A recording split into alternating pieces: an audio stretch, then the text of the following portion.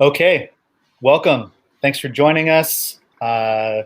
This is Socialist Labor Organizing Through the Pandemic, a workshop that's hosted by DSA's Democratic Socialist Labor Commission as part of our 2021 online convention. My name is Zach Patton, he, him. I am from Tacoma, Washington. I'm a delegate from Tacoma DSA. I'm a member of the International Longshore and Warehouse Union, Local 23. I also currently serve as one of the two co-chairs to the DSLC's steering committee. We got a panel of a couple folks to talk about their work through DSA as part of the labor movement from across the country. I'm going to kick it off to Don and Gina and Patrick to introduce themselves and talk about their work. So Don, why don't you start us off? Tell us who you are and where you're from. Great, thanks. Well, I'm based in Chicago right now. I was a member of 3 unions and co-president of one before going on to become a professional labor organizer and representative in higher ed. And in my downtime, I'm the co-lead organizer for the organizing committee of the Emergency Workplace Organizing Committee, or EWOC, a joint project of UE and DSA, and I'm a member of DSA. And I believe that member-led unions committed to taking action to improve the lives of workers and their communities are central to any agenda for winning socioeconomic change. Yeah, thanks, Don. Gina, tell us about yourself. Yeah, hey y'all, I'm Gina Dvorak. I'm here in Austin, Texas, she, her pronouns. I am a labor organizer here specifically associated with restaurant workers. And, you know, one of the main organizers for the Restaurant Organizing Project, which took off in the summer of 2020. So I can tell more about that and kind of how we built up our chapter and our coalition building and everything like that. But that's my main gig. Right on. Thanks for being here. And my fellow ILWU comrade, tell us about yourself. Hi, y'all. I'm Patrick. I go by he, him pronouns. Part of the DSA SF Labor Organizing Committee out here in the Bay Area. Also a shop steward for Anchor Brewing Company, which wouldn't have been unionized if it wasn't for DSA's involvement in helping us out and getting that kind of started. Since then, we've been bringing in new campaigns with the help of DSA SF, like Tartine, Dandelion, and then we're working on another underground campaign right now, which I can't obviously say the names for. I am a bartender representing workers at the public tap room that we have here. And also in my free time, or not my free time, oh my goodness.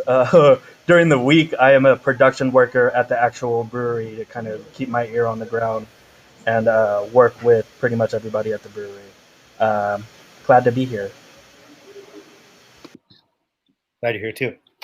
Okay, so let's just jump into it. Don, do you want to start us off talking about the Emergency Workplace Organizing Committee and how it came into being, and maybe a little bit about the relationship between DSA and the United Electrical Workers? Yeah. Thank you. And then can somebody, Megan, who's backstage, can you go ahead and put the slides up?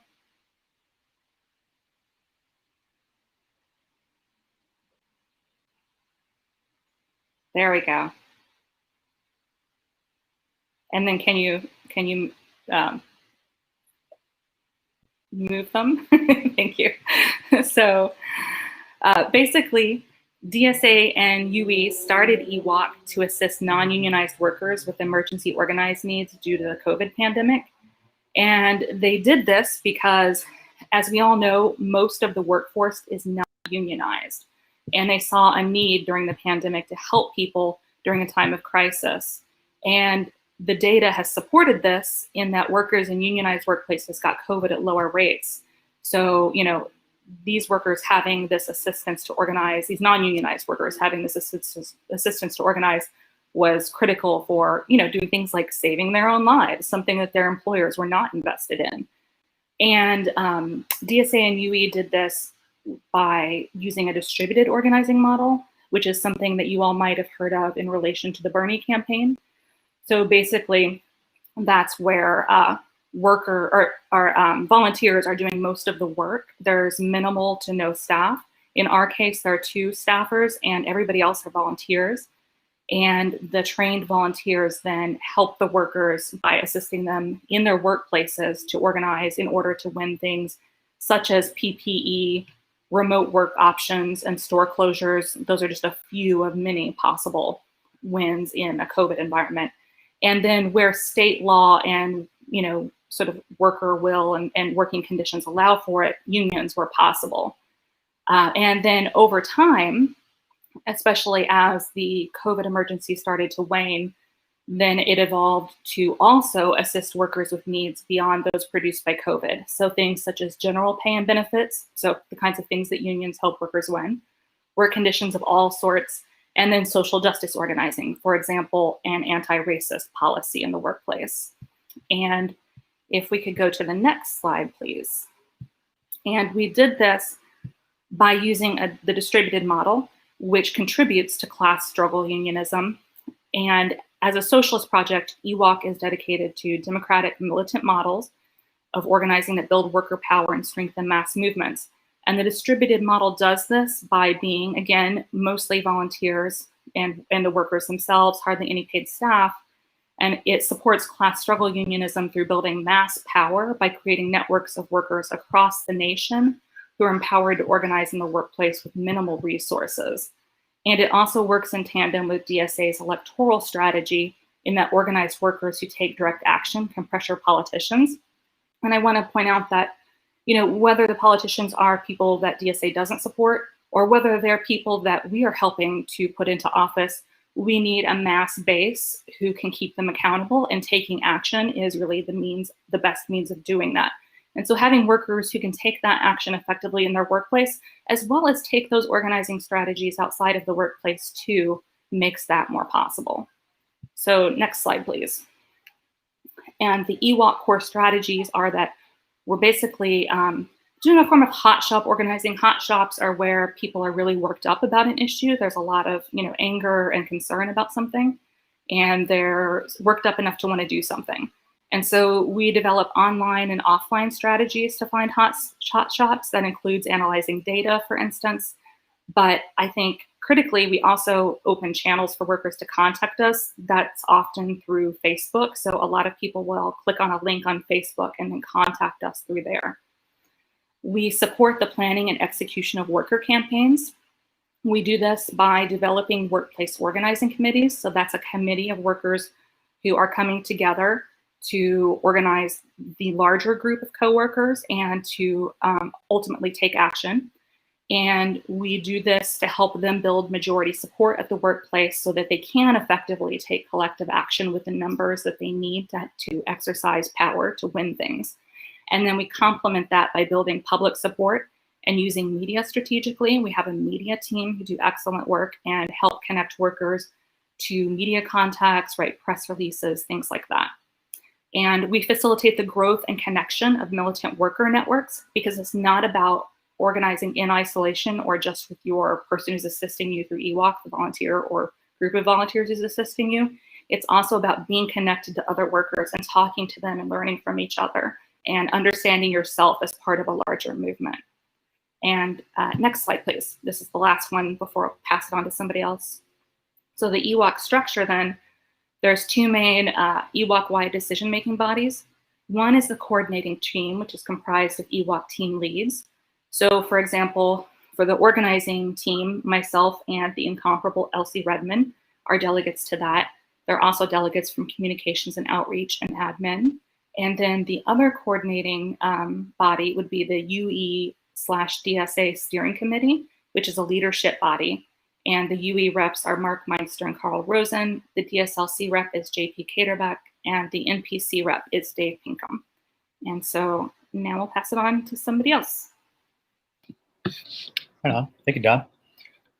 Gina, you are also part of a project that emerged out of the COVID-19 crisis that workers faced also in their workplaces. Can you tell us a little bit about how ROP came to be and what y'all are working on right now.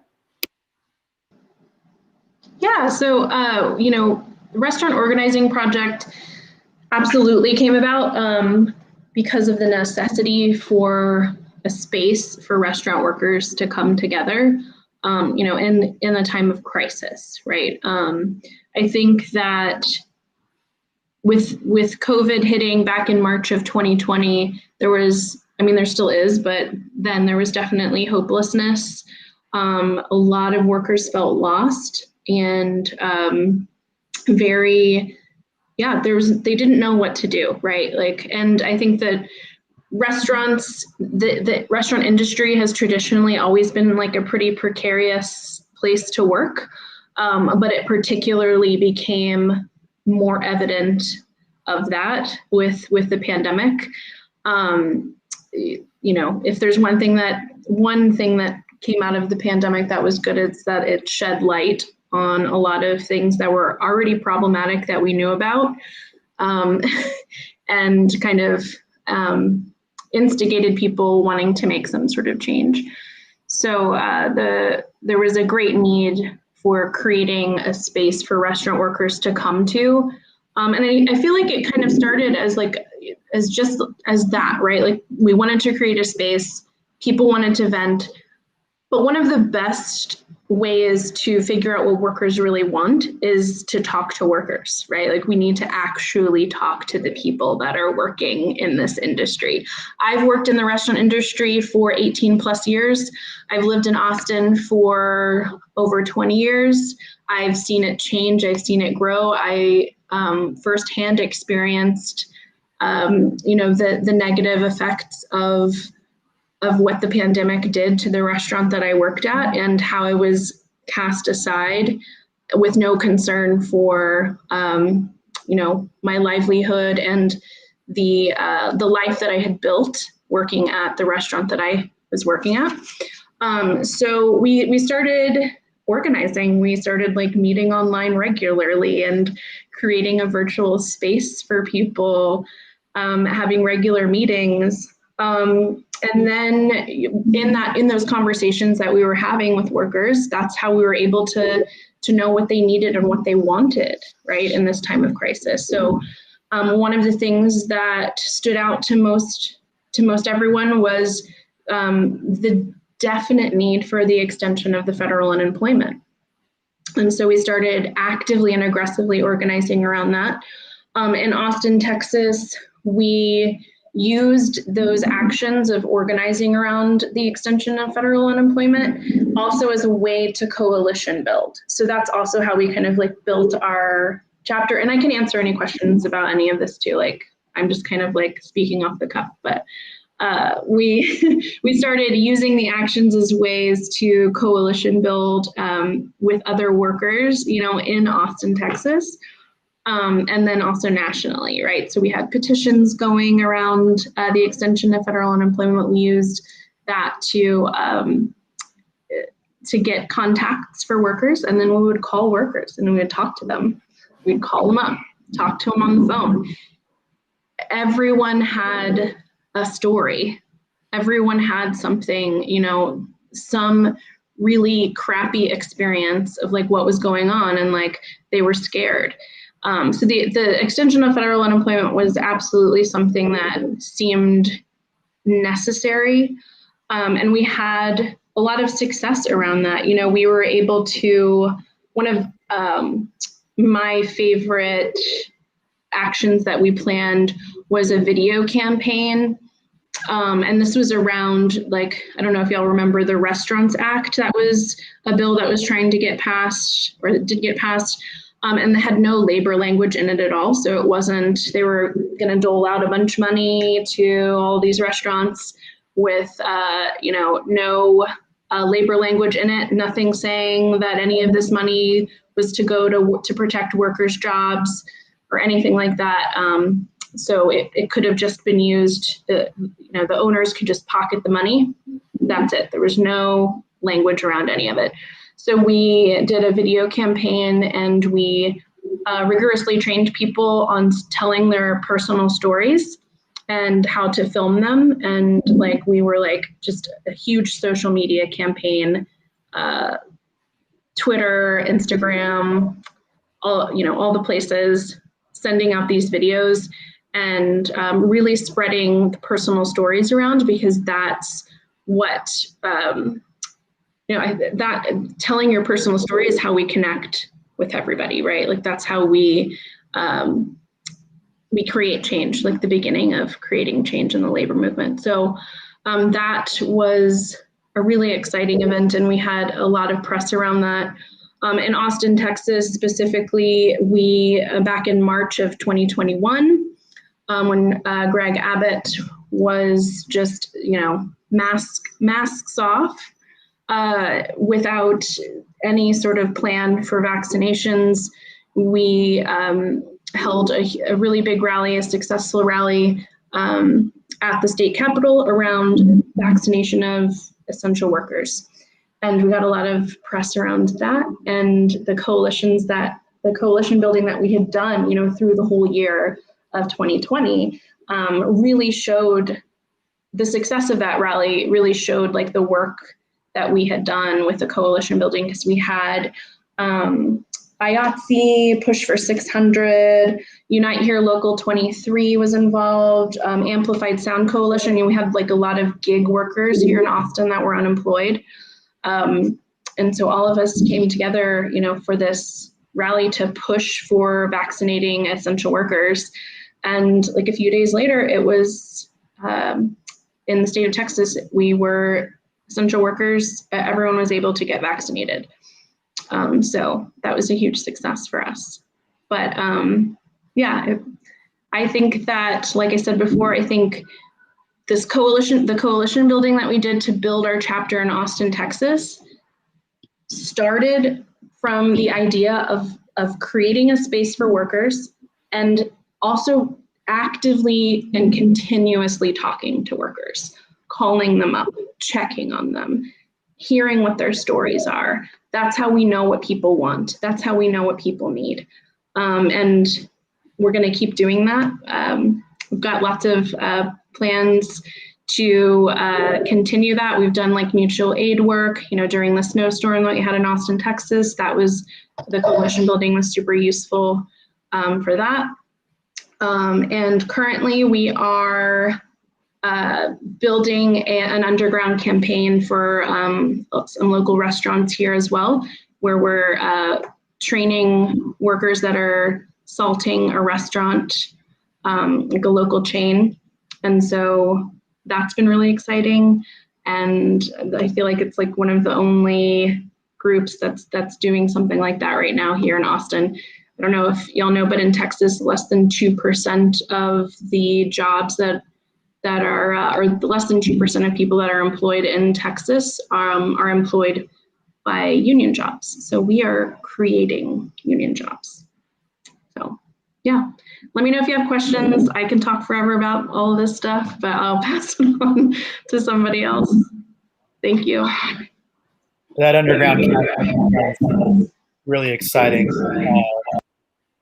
But like Patrick said, you can't really talk about those things in this stage. So I'm looking forward to the report after y'all win, or at least go above ground. But so speaking of organizing new workers in the restaurant industry, Patrick, the work that San Francisco DSA has done in conjunction with ILWU Warehouse Local 6, that predates COVID, but the pandemic broke out in the middle of some of that work. So I was wondering if you could kind of, in two parts, tell us just like a little bit about how that relationship was established in the first place, particularly just kind of the openness of a union willing to work in open partnership with a socialist organization, but also kind of how COVID has affected the work, and specifically in those Anchor and Tartine and Dandelion shops, and kind of what socialist labor organizing with Local 6 has looked like during COVID. Yeah, that's actually one of the things that has brought a lot of our workers at Anchor kind of in the fourfold, I guess is the word. I don't even know if that's actually a word, but it's actually radicalized a few of our workers that we were able to get this contract 3 months before this lockdown happened. And it has definitely kept a lot of people around. I mean, people had to move and stuff like that. San Francisco kind of sucks if you're trying to live here. But yeah, I mean, it was awesome opportunity to work with people that kind of had the experience with working with DSA. I know that whenever we first started organizing in the underground stages, that we did a lot of the legwork before we actually got the ILW involved, and I think that that showed that we were serious about organizing with the ILWU. And we have used that as a kind of blueprint for other campaigns to kind of just like get everything situated until we get to that magic number 70 or 75% yes votes. And It's been a learning situation for each campaign, right? Anchor, we won our campaign outright. There was no way that the company was going to challenge anything. We actually catapulted this company into like national status by being the first craft brewery in America to unionize. Which they try and do a rebrand, but we know what we're doing. And With Tartine, definitely was a hard fight. There's a term that some of us out here in the Bay Area call progressives out here as like limousine liberals, where essentially they make a shitload of money and don't really care about workers and just want to look like they're for these progressive policies. And we put that to the test with Tartine. Their management or their owners were constantly saying, we voted for Bernie, we are on the left side of politics, we love unions, blah, blah, blah, until it got into their shop. And then they threw everything at these workers, where essentially, like the same kind of bullshit that owners tell workers that unions are great, just not here, you know what I mean? And all that stuff. They hired an intense lawyer firm, I forget what it was called, but would like make different groups and different meetings for like Spanish speakers, and then the people that were like the agitators to kind of scare whatever is going on and throw all these lies in these captive audience meetings, and essentially caused a huge rift in what was going on there. We've learned from that situation. We won that fight after I think a year and some odd months. It was a tough fight. It was pretty much NORB, federal government kind of status, lawyer speak stuff, which is way above my pay grade. And then with Dandelion was essentially the same thing. This guy was a tech person. I forget the company he founded or whatever, but decided to sell the company and then play around with chocolate and make a company where it was producing craft chocolate. This guy threw everything at these workers. These workers are a young, diverse group of workers in all kinds of backgrounds, and they're strong as hell. But he turned their own workers against them, trying to say that because of these workers trying to unionize, they're destroying the company. We're not going to survive any longer. He like tiptoed around the legal kind of things that he can do and actually pushed it to the point where he cried poor and fired 9 of the organizers that fought to get this place unionized. We're fighting to get these workers back into those jobs. We're also fighting them with this vote, which turned out to be like 4 or 5 votes, which has now gone down to 2 votes. We're pretty confident that we're going to win with that. But it's really kind of the same thing of what happened with Tartine, where you had progressive owners that were all about workers' rights until it was in their own shop. And we've learned from those 2 situations and are going with another underground campaign where we are being very conservative about what the next steps are, and have told them kind of like been very open and honest with everything that's going on. and made sure that they understood that, like, yo, like, as much as, unionizing is great, we need to be sure that, like, we can have another anchor kind of campaign where they can't even challenge these votes. With working with the ILWU, specifically Local 6, we've gotten a lot of backing from the people in this local. This is historically a pretty big local. We have kind of diminished a little bit of numbers just because factory work is pretty insane out in the Bay Area, but we're trying to bring that back into Local 6 and bringing a lot of younger, more diverse workers to kind of represent Local 6 and, kind of bring in bigger kind of campaigns to actually, like, make a hit in the Bay Area.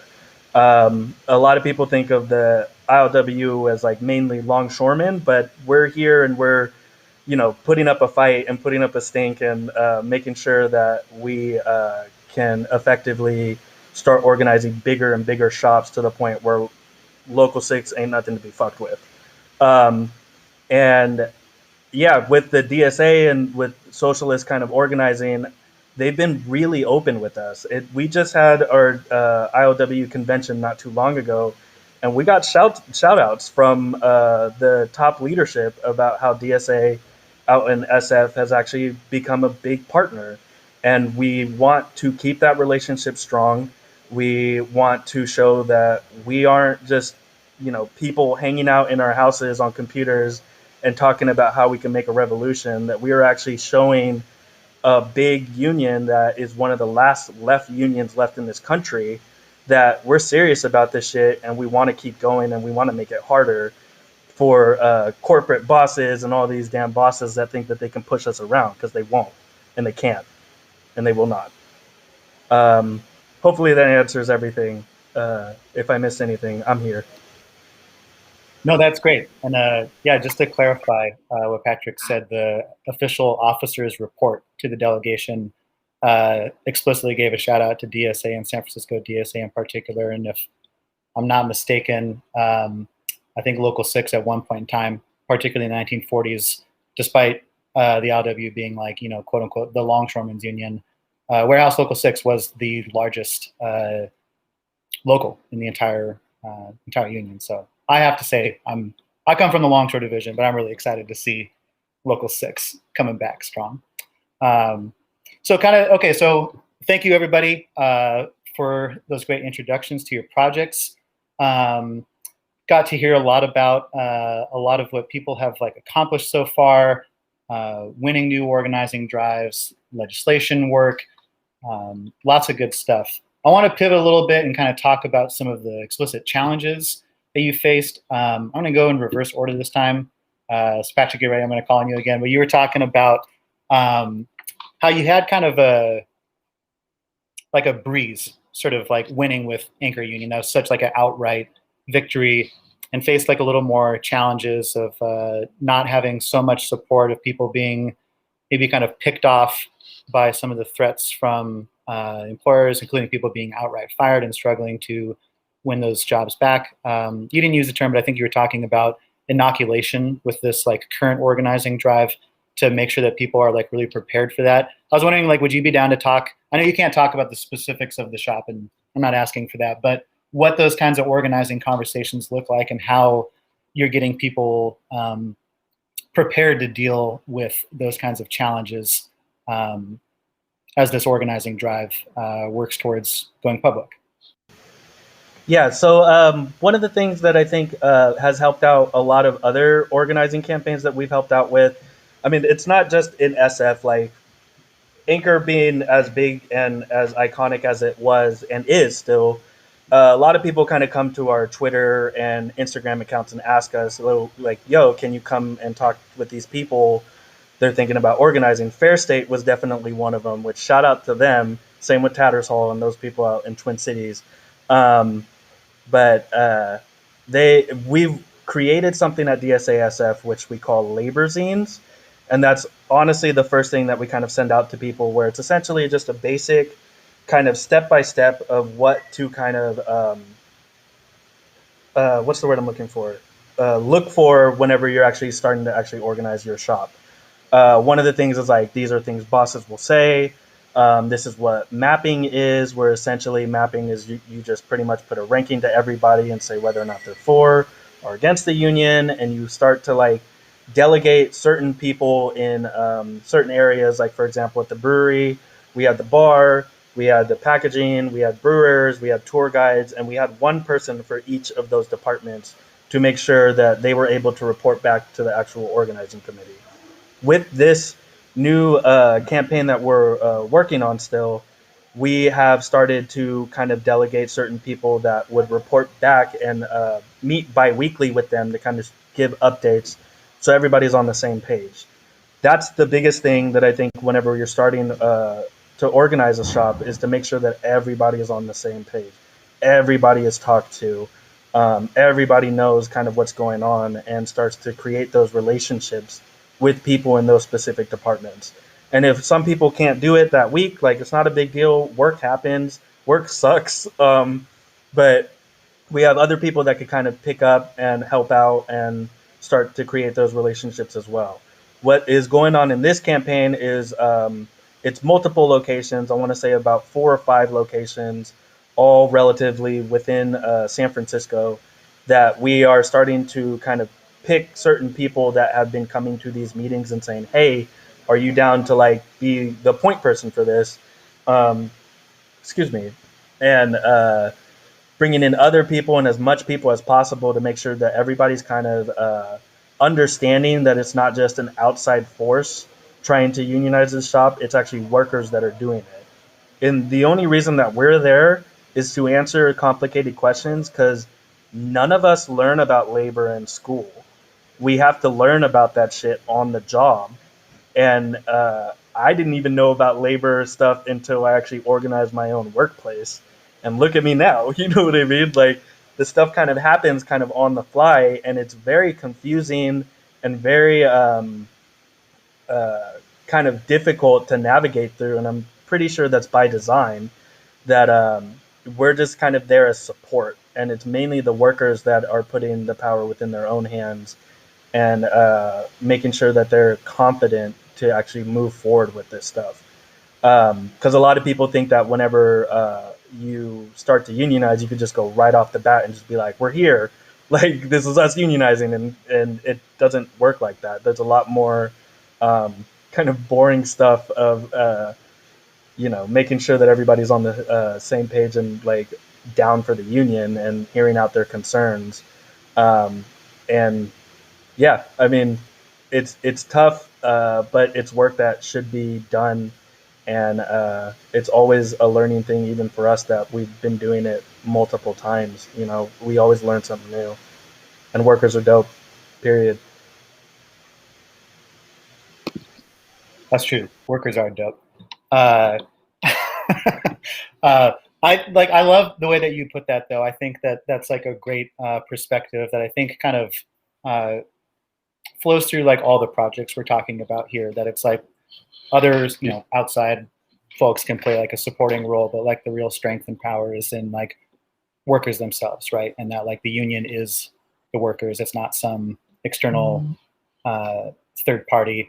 But I think it's good that you caution that you don't just like pick a line and say, all right, we're a union now, and you're probably going to get crushed in most cases, unfortunately, right? So, but to go back to the restaurant organizing project, Gina, you shared like a lot of successes with us about like intervening around like federal unemployment and the Restaurants Act, about building coalitions.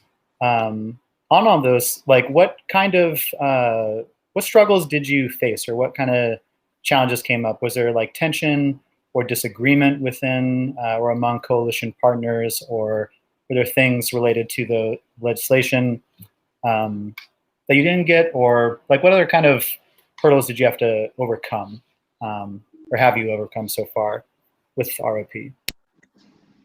Yeah, I think, we have had a lot of success, around the extension of federal unemployment and the vaccine campaign that we did.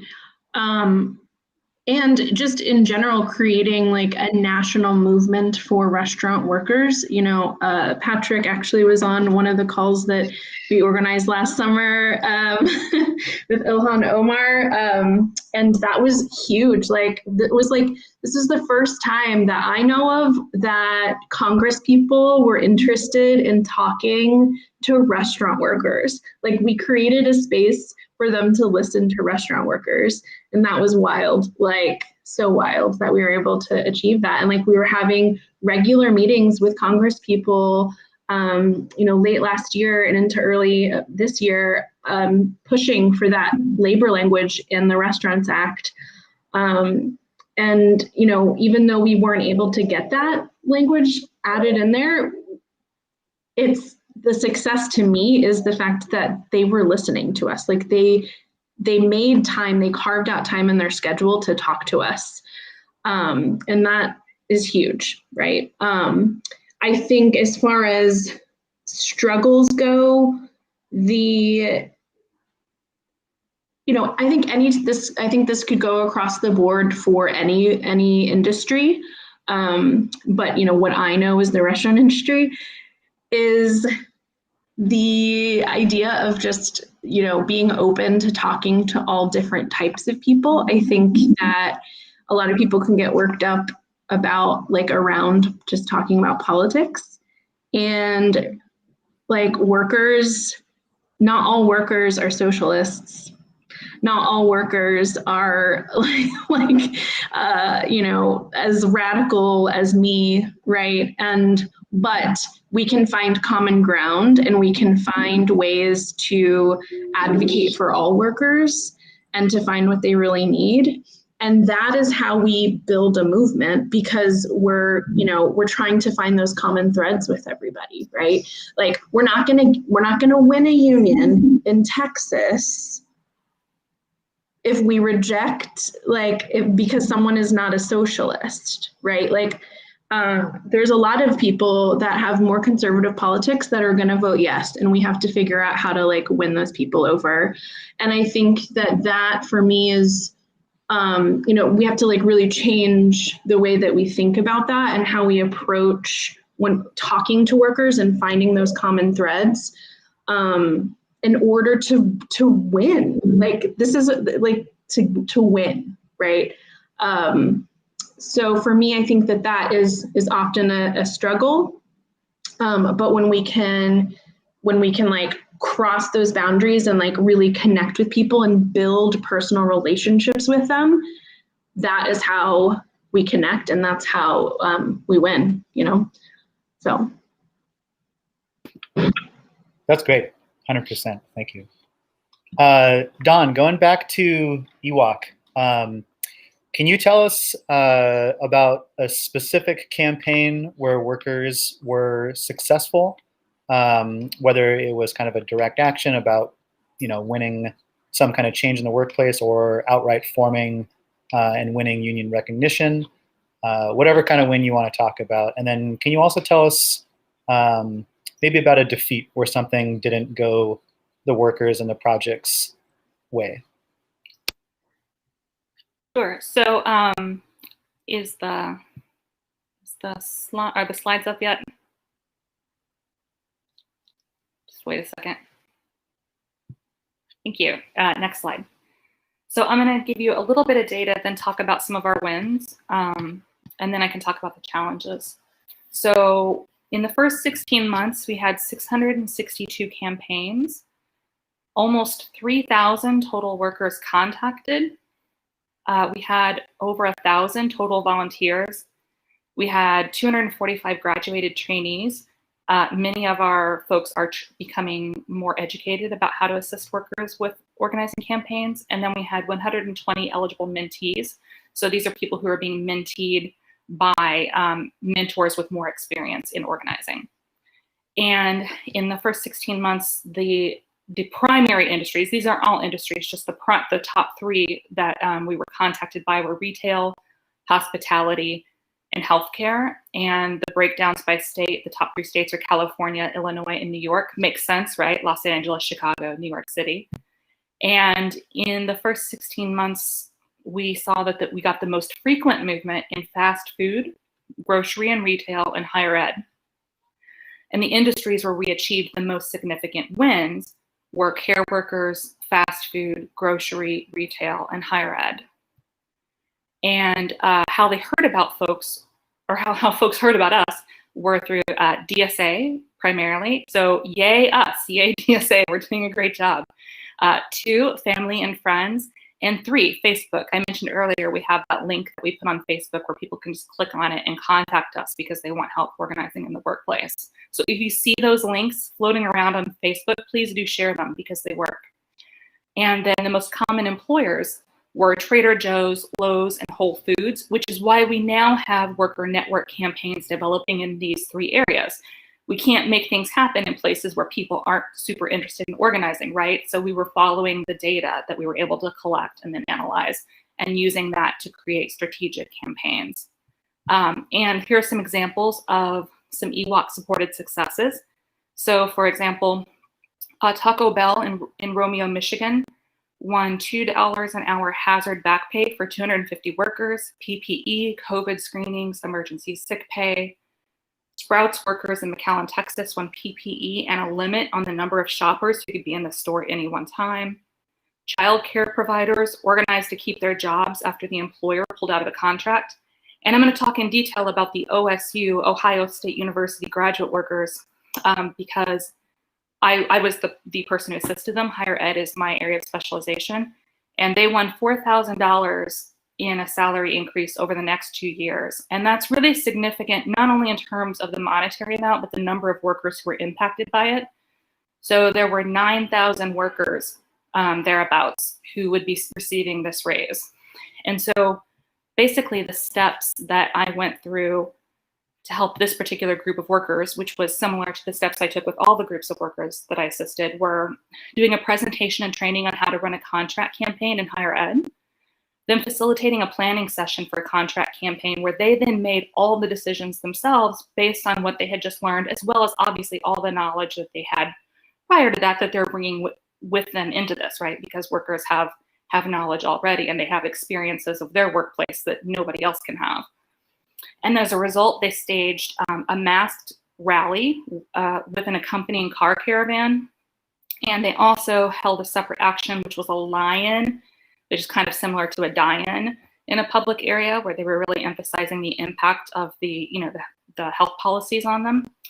And I connected them with the process of FOIA-ing in order to FOIA the email addresses of all the 9,000 graduate workers there, helped them brainstorm email systems and one-on-one outreach systems for reaching out to these people and having one-on-one conversations with them, because as my co-panelists have already mentioned, talking to workers is absolutely critical, right? That's the single most important thing that happens in any campaign.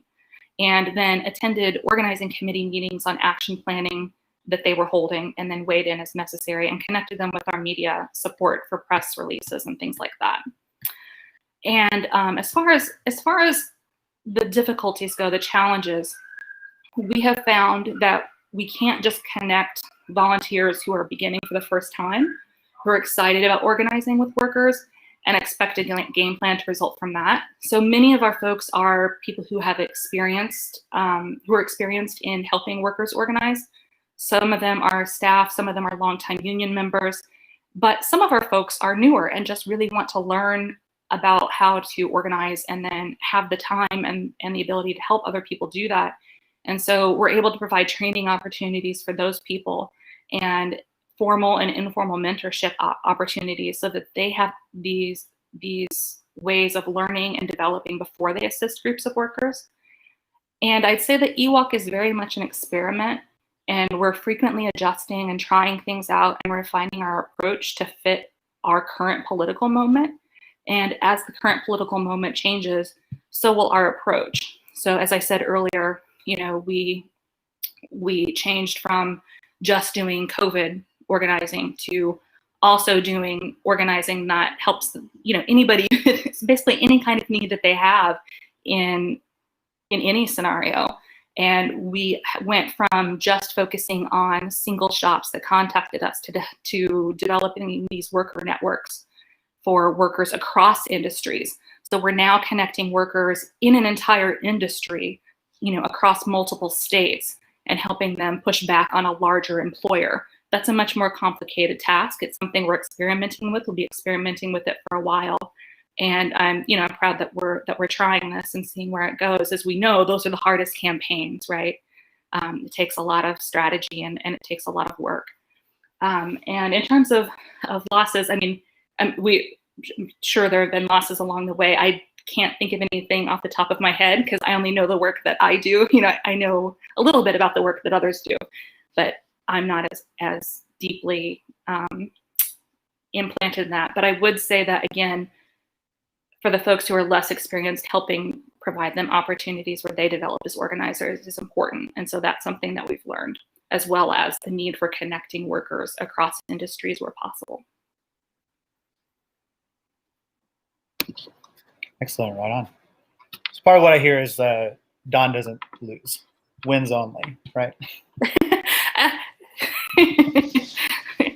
Right, which is good. So, okay, so if I could pivot a little bit to, this is a DSA panel, take place during our national convention.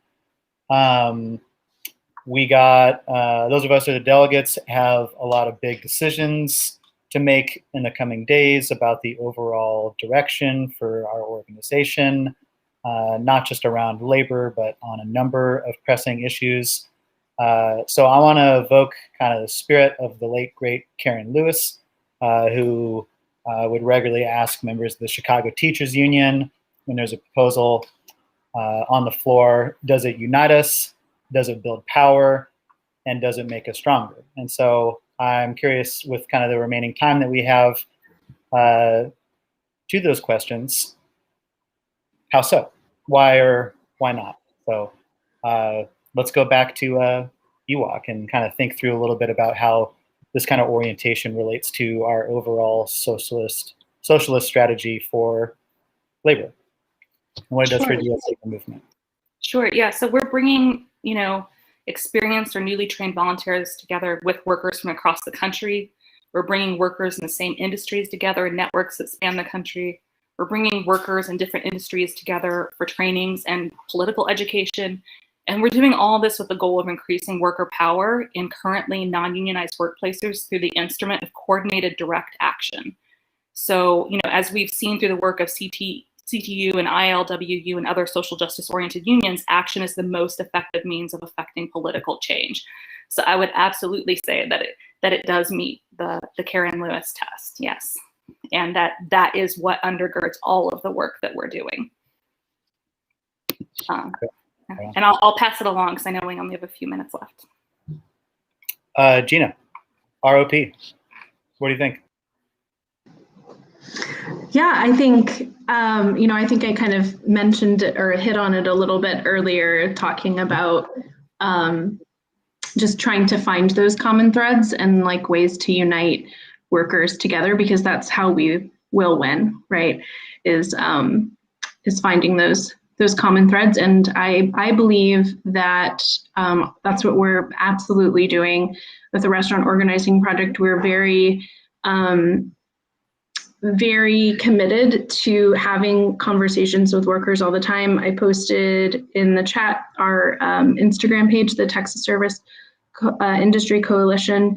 People DM us all the time. Like, we're constantly creating spaces for workers to reach out to us and have open conversations with them about what it is that they want, and then training with the Restaurant Workers United workshops to organize on the shop floor around the things that workers need and want. So, yeah. Okay, thanks, Gina. Okay, Patrick, San Francisco DSA and ILWU putting their heads together. How does it unite us and build power and make us stronger as socialist worker organizers? I'm going to say hell to the yes on that. With a union that is a rank and file organized union, bringing workers into this union and this local specifically that has so much history, it's just a playground to figure out how to actually make those moves to actually create change in our immediate environments. Bringing in workers from craft chocolate, from craft bakeries, from craft breweries. I don't even know what else could be craft, but we're probably going to bring them into Local 6. Yeah, we're uniting, and we're definitely creating um, a solution to this working class struggle that we all know and hate. So, yes. I think everybody has kind of said this in one way or another, right? But that actually, like, taking action, taking our politics to work, moving people who aren't yet part of the movement, into movement. I think Patrick said this, that it's like socialists don't just like post about shit on the internet. That's not doing socialism. It's actually like fighting your boss and organizing in the workplace and building coalitions. So absolutely. With the last couple minutes that we got before we got to log off, I want to know how more people can get involved in these projects. So Don, how does someone get active in EWOC, either as like a volunteer or if they're a worker who is sick of the bullshit they got to deal with at work and wants to fix it? Great. Megan, can you put those, or whoever, can you put the slides up again? Because it's got the links on them. They're also in the chat boxes, but it'd be helpful for folks to see them.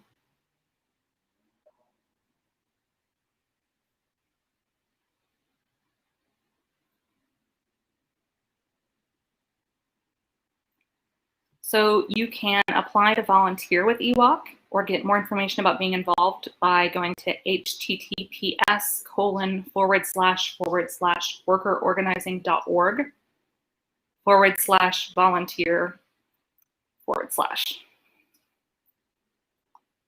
And that link is also in the chat. So you could just click on it there and keep it open for when this closes out and the link is no longer there.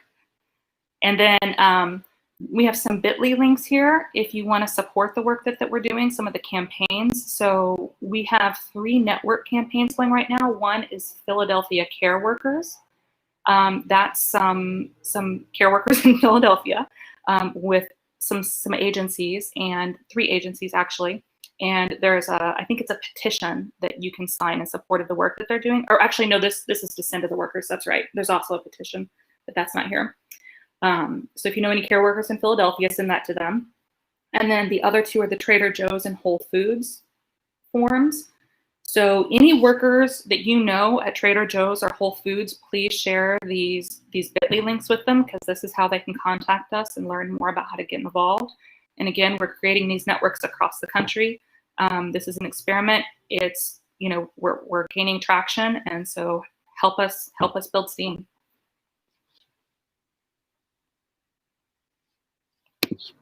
Right on. Thank you. So Gina, if you're a DSA member and you want to support ROP, how do you get involved? Or if you are a restaurant worker and need some help, how do we get a hold of you? Yeah, absolutely. So there are a few different ways. Absolutely reach out to us on our Instagram page, the Texas Service Industry Coalition. Me and my comrade, Crystal Mayer, are always on there, and slide into our DMs. Like, we talk to workers like all the time on there.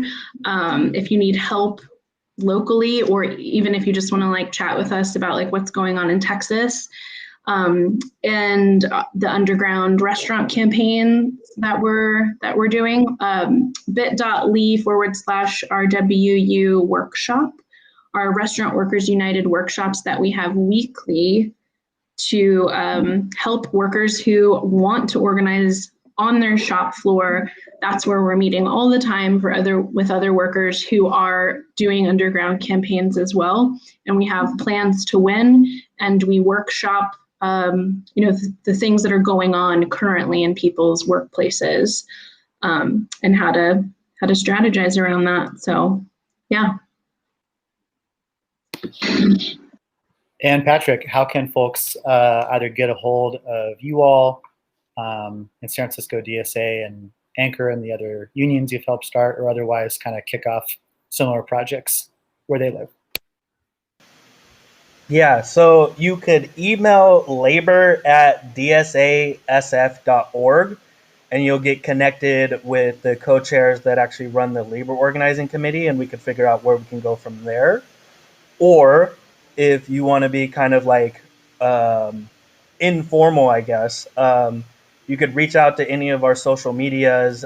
Anchor Union SF is our Twitter handle, Anchor Union for everything else, so Instagram, Facebook.